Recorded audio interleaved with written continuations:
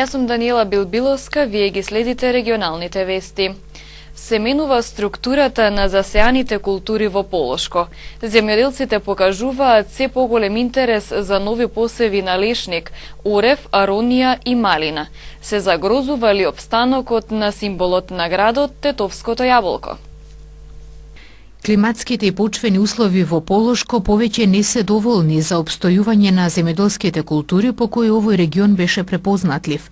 Ако јаболкото беше најзастапеното овошје на земјоделските површини, веќе известно време земјоделците покажуваат се поголем интерес за лешник, орев, аронија и малина. Тука многу од овощарите се сретнаја со проблемот на откуп на овие овошни култури. Немаме тука се уште некоја фирма да направи таков откупен пункт и земјоделците се разбира соочени со пласманот и на некој начин со уцената на купците најдоа за сходно да вршат промена на овошните култури и сега повеќе се иде кон овошните од другиот вид на овошни култури, тоа се лешник, орев, малина, аронија. На некој начин последно време најзастапени се овие нови видови на овошни култури, кои што и како за одржување се полесни, помалу да бараат трошоци под нос, а и за складирање и чување имаат помали трошоци и можат да обезбедат собствени простори за. А од друга страна и на поширокиот пазар и во Република Македонија и за извод овие овошни култури се доста барани. И има цена и затоа земјоделците имаме на некој начин трет на покачување на подигање на овошни наследи од овие видови. После ваквата состојба евидентирана од Агенцијата за поттикнување и развој на земјоделието регионален центар Тетово, се поставува прашањето дали ако трендот на менување на структурата на овоштарството во Полошко и понатаму продолжи, ќе се загрози постоењето на символот на градот Тетовското јаболко. Ако зборуваме како на Тетовското јаболко, што е познато и во Република Македонија и надвор како еден вид на јаболко кое што има доста квалитетни својства, но ние ако кажеме за посебно за Тетовското јаболко, тоа е во драстична мерка намалено, тука можеме да се најдат индивидуално поединечни стебла, затоа што кај Тетовското јаболко, иако е доста квалитетно, немаме некоја посебна да не речеме заштита на тоа јаболко, каде што во одреден период ние предлагаме и за тоа јаболко да се опстои на ова подрачје, дава субвенција по однос на стебло, а не на површина, затоа што кај овој вид на јаболко имаме, ова сорта на јаболко имаме алтернативна родност. Значи една година дава изобилно доста род, а во другата година не дава принос и затоа го избегнуваат. Кај другиве овие видови на јаболка, овошни јаболка, реков не дека нема и понатака одредени сорти се подигаат, оние кои што имаат подолг рок на чување, каде што можат да се створат и локални домашни услови за чување, се одржуваат, но пак реков по однос на тој овошен вид доста се намали површините. Кај другиве површини, тоа не значи дека ќе се изгуби јаболкото како јаболко, затоа што како да е, сепак ова подрачје и по однос на овој вид на овошна култура има доста климатски и почвени услови за добар род и се разбира доколку би се створиле адекватни услови со поддршка на овие програми да се створат услови за подолго време на чување, да може да се помине оној есенски период кога е бербата, кога имаме наплив на и друго овошје од страна, за да цените се на некој начин бидат повисоки, тогаш мора и да се зачуваат еве во овој период јануар, февруар, март, кога имаме недостаток од другите овошни култури, јаболката да може да се пласира и се разбира доколку се створат услови или пак одредени откупни центри решат да тука подигнат и откупен центар, може и да се задржи, да се врати, да кажеме, овој вид на јаболка, односно овој вид на овоше да се задржи. За разлика од јаболките, според Петревски, има тренд на враќање на постевите на крушата поради низината висока цена на пазарот. Гостиварци денес на пункт на градскиот плоштад имаа можност бесплатно да го проверат очниот притисок. Акцијата се организираше како дел од одбележувањето на Светската недела на глаукомот, болест која ја нарекуваат тивок убиец на видот. Во рамки на одбележувањето на Светската недела на глаукомот, во Гостивар денес се спроведе акција за бесплатно мерење на очен притисок. Активноста ја организираа Сдруженијето на офталмолози и Клиниката за очни болести во Скопје, во насока на превенција од глауком, болест која се смета за втора водечка причина за слепило. Целта е граѓаните да се информираат околу заболувањето и да се подигне свеста за важноста од навремено откривање. Искуството кажува дека во ваквите акции се откриваат до 30 на пациенти со покачен очен притисок, на кои понатаму им е потребен соодветен третман. И ние тука сакаме да ја подигнеме свестата на населението за навремени контроли кај офталмолозите. Ако, како и беше и претходните години, значи во секоја ваква организација, значи изнајдени се негде 25 до 50 нови случаеви со моментален покачен очен притисок, кои понатаму се праќаат на исследување во како во Гостивар ќе биде првата нивна станица болницата, општата болница во Гостивар, а за потешките случаи, ако е потребно, ќе се идат во Скопје за со понатамошните исследувања да се диагностицира комплетна болеста и да се напише терапија. Пошто ако се детектира на време, ако диагностицира на време, се дава на време на терапија, значи векот на добриот живот и сочување на видот е подобро. Во Република Македонија од глауком се заболени околу 20.000 луѓе. Болеста често завршува со намалување на видот и со слепило. Денешната акција за бесплатно мерење на очен притисок во Гостивар најде на голем интерес кај граѓаните. На пунктот на градскиот плоштад тие добиваа и совети како да го заштитат и зачуваат здравјето на очите. Вклученоста на ромите во образовниот процес е значително подобрена, сметаат учесниците на денешната тркалезна маса, каде се дискутираше за статусот на ромите во македонскиот образовен процес. На дискусијата учествуваа 10 невладини организации од Македонија и од Косово. Состојбата на ромите и нивното вклучување во образованието етапно се подобрува како резултат на проектите кои ги спроведуваат невладините организации, сметат учесниците на тркалезната маса, подобрување на состојбата на ромите во образовните процеси. Од невладината Сонце велат дека бројката на роми кои се запишуваат во основно и средно образование е многу зголемена. Ваквиот став го делат и други невладини организации учесници на денешната тркалезна маса. Во последниот период гледаме значително зголемување на бројката на роми кои што веќе се запишуваат и го завршуваат основното и средното образование според законските регулативи, но исто така сметам дека има големо подобрување во однос на соработката со родители, наставници и ние како невладен сектор. Од 2004 година наваму, кога почнаа зајакнати активности во Македонија, сметаме дека во образованието е доста постигнато. На индивидуално, меѓутоа и на државно ниво. Зголемена е стапката на опфаќање, децата подолго престојуваат во училиште и мощна е подобрена состојбата во однос на завршување и на основното и на средното образование. Со големи напори на невладиниот сектор, меѓутоа и на државните институции, тука ги вклучуваме и училиштата, и министерствата, и општините, сметаме дека од сите можни сектори каде што треба да се делува во образованието е најмногу постигнато.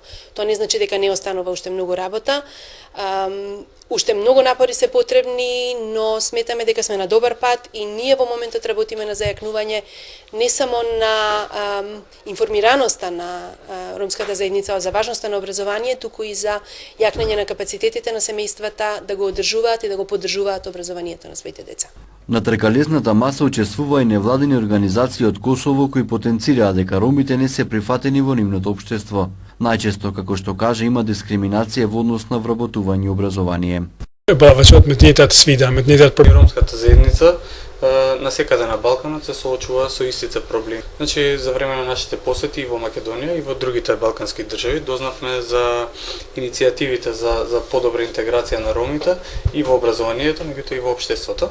Значи, во Косово ромската заедница генерално не е добро прифатена. Исто така не е доволно застапена нити во образовните институции, нити во другите институции. Од Фондацијата Отворено општество Косово се надеваат дека со нивните активности и преку националната стратегија за подобрување на статусот на ромите, дискриминацијата кон оваа заедница ќе се ублажи. Продолжува периодот на променливо време. Покачување на дневните температури ќе има за време на викендот. Според метеоролозите продолжува периодот на променливо време. До сабота времето ќе биде сончево со умерена облачност. Утринските температури наместа ќе се спуштат под нулата, така што во петок се очекува тие да се движат од 3 до 5, а во сабота од -4 до 3 степени. Утре ќе дува умерен повремено засилен северен, а во сабота во западните делови повремено засилен југозападен ветер. Преодно зголемување на облачноста со слаб локален дожд ќе има во недела. Дневните температури ќе бидат во покачување особено за време на викендот и во почетокот на наредната недела, кога наместа ќе достигнуваат и над 20 степени. Температурните варијации влијаат на општата здравствена состојба кај луѓето, а ги влошуваат и хроничните заболувања. Временските услови имаат влијание како врз физичката, така и врз психичката состојба на некои луѓе. Секој човек реагира на различен начин на промените на времето. Обично жртви на сезонските промени стануваат луѓе кои се повеќе подложни на промени во атмосферскиот притисок, степенот на влажност и температура на воздух. Здравствените проблеми како силна мигрена, ревматични болки, сезонски алергии и астма, проблемите со кардиоваскуларниот систем или пак депресијата се поврзани со времето. Лекарите советуваат граѓаните да бидат предпазливи, а хронично болните редовно да ја земаат пропишаната терапија. Повреден еден пешак, еден возач и двајца сопатници е билансот од сообраќајните незгоди кои се случиле вчера на патиштата во Тетовско. Две од сообраќајките се случиле на автопатот Тетово-Скопје, речиси во исто време и на исто место, во близина на надвозникот кај Добарце. Вчера вечер половина час пред полноќ на крстосницата на регионалниот пат Пирок Тетово со локалниот пат во Камењане се случила сообраќајна незгода во која учествувале патничко возило Опел Астра со тетовски регистарски таблици, управувано од 25 годишен жител на Камењане и 42 годишен пешак од истото село, соопшти СВР Тетово. Од удирањето пешакот здобил телесни повреди, пренесен и задржан во Тетовската клиничка болница за натамошно лекување. На автопатот Тетово-Скопје во близина на Добарскиот надпатник, вчера околу 10 часот патничко возило Volkswagen Буба со струшки таблици, управувано од 32 годишна жена, загубило контрола, излетало и удрило во металната заштитна ограда. Како што соопшти СВР Тетово, возачот и двајцата сопатници во возилото по неколку часа се пожалиле на телесни повреди и по укажаната лекарска помош пуштени се дома. Се утврдува причината за излетувањето, околностите во кои се случило и слично. Првично причината е неприлагодена брзина и недржање прописно растојание. Речиси во исто време и на исто место патничко возило Ауди со охридски таблици, управувано од 42 годишен охриѓанец, налетало, удрило и усмртило куче бездомник. Нема повредени во возилото, но причината е значителна материјална штета. Причината за оваа сообраќајна незгода е необезбеден коловоз и неконтролирано движење на животно. Во полицискиот билтен на СВР Тетово регистрирана кражба на украсни земзелени дрвца од расадник во Жилче во вредност од 500 евра. Полицијата привела 23 годишник од Дебреше, осуден на затворска казна за сторени кражби. Кражба на 294 украсни земзелени дрвца со различна големина од расадник во Тетовско жилче пријавил вчера наутро 57 годишник, вработен како чувар во фирмата во чија сопственост е расадникот. Според пријавеното претходната вечер помеѓу 22 и 24 часот, засега непознати сторители ги одзеле дрвцата и незабележани од никого го напуштиле местото. Со одземеното противправно се стекнале со имотна корист, која се проценува на 30.000 денари. Извршене увити се расветлува пријавеното, како и се работи на откривање на сторителите. Полициски службеници на секторот за внатрешни работи Тетово, полициска станица Гостивар, вчера предпладне со судска наредба привеле 23 годишник од Гостиварско Дебреше, осуден на 2-годишна затворска казна за сторени кражби. По приведувањето и кусото задржување, предаден е во казнено-поправната установа Идризово во Скопје за издржување на казната. Инаку 6 албански државјани од Либрашти и Кукс, кои вчера наутро биле откриени, односно затекнати при претрес на куќата и помошните простории на 52 годишник од гостиварското село Чајле, по пладнето изведени се пред судија за прекршоци на основниот суд, пошто тие се депортирани во нивната матична земја, откако претходно им се изречени забрани за влез во нашата земја од 1 до 5 години. Албанските државјани на возраст од 22 до 47 години во најголем број немале пријавено престој, не поседувале лични документи и нелегално работеле на подрачјето, односно биле ангажирани со градежни активности, информираат од секторот за внатрешни работи Тетово.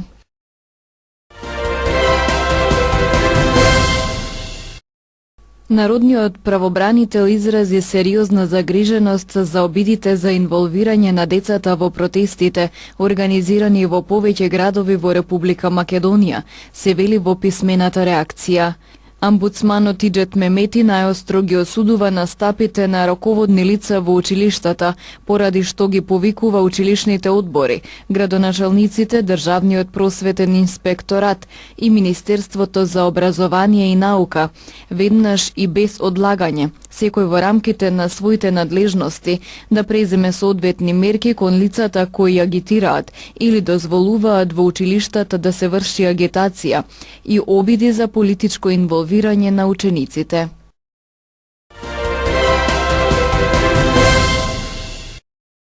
Во пукање во францускиот град Грас се повредени најмалку 2 лица, соопшти француската полиција. Пукањето се случило во едно локално училиште, а властите објавиле предупредување за тероризам. Локалните медиуми јавуваат дека едно лице влегло во военото училиште Алексис де Токеви и почнало да пука. Има извешта и за втор напаѓач кој е наводно во бегство. Полициски специјалци веднаш биле испратени на местото на инцидентот, каде уапсиле еден маж. Грас се наоѓа на 40 на километри од Ница, каде во јуни минатата година беше извршен крвав терористички напад со камион, во кој беа убиени 86 луѓе. Холандскиот премиер Марк Руте изјави дека неговата централно-десничарска Народна партија за слобода и демократија победи на парламентарните избори. Анкетите покажаа дека оваа партија ќе има 34 од 150 пратеници во парламентот. Тоа е за 14 пратеници повеќе од партијата за слобода на неговиот антиисламски ривал Герт Вилдерс. Партијата на Руте сепак ќе добие 10 пратеници помалку отколку што ги имаше по изборите во 2012-та. Тој изјави дека станува збор за голема победа. Ова исто така е ноќ кога Холандија по Брекзитот, по американските избори, му рече стоп на погрешниот вид на популизам. Тој исто така додаде дека ќе ја продолжи политиката со цел земјата да биде стабилна, безбедна и просперитетна. Британската премиерка Тереза Меј изјавила дека сега не е добро време за нов референдум за независност на Шкотска. Меѓутоа, таа сепак нагласила дека не ја исклучува можноста за одржување на референдум во некој период во иднина. Кога шкотската влада вели дека сега е вистинско време да се започнат разговори за втор референдум за независност, јас велам дека мораме сета енергија да ја насочиме на преговорите со ЕУ за нашите идни односи. Заклучила таа и додала дека доколку сега би се организирало ново гласање во Шкотска, тогаш не би морало да се постигне договор кој одговара на Шкотска и на целата Велика Британија. Вулканот Етна еруптира по трет пат во последниве 3 седмици. Тој сврла лава во височина од 200 метри над небото на Сицилија во Италија. Тоа е уште една регистрирана активност на вулканот, која започна уште на крајот на февруари. Пред тоа тој не беше активен повеќе од една година. Последната ерупција е регистрирана од релативно нов кратер, кој се наоѓа на југоисточната страна на планинскиот врв, кој е висок 3000 метри. Се очекува исфрлањето лава да не представува опасност за блиските стамбени згради или за летовите на најблискиот аеродром во Катанија. Кралот на Мароко Мохамед VI објави дека го сменил премиерот Абделилах Бенкиран, кој е од умерената исламистичка партија на правдата и развојот, и оти на негово место ќе назначи друг представник на истата партија.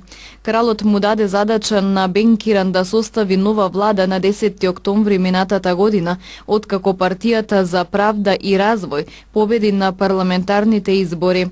Партијата освои 125 пратенички места. Втора беше партијата за автентичност и модернизација со 102 места, а на трето место конзервативната партија Независност со 46 места.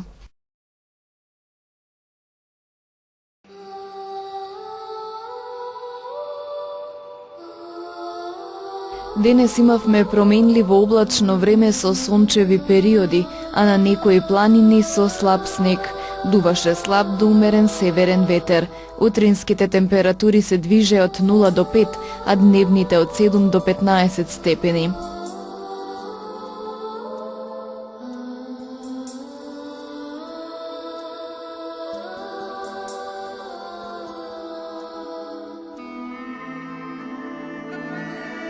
Утре не очекува сончево време со мала до умерена локална облачност и со умерен северен ветер.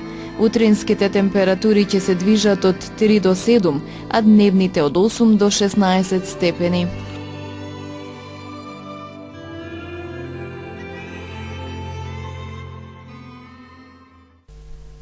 Овде е крајот на регионалните вести. Ви благодариме на вниманието. Пријатно.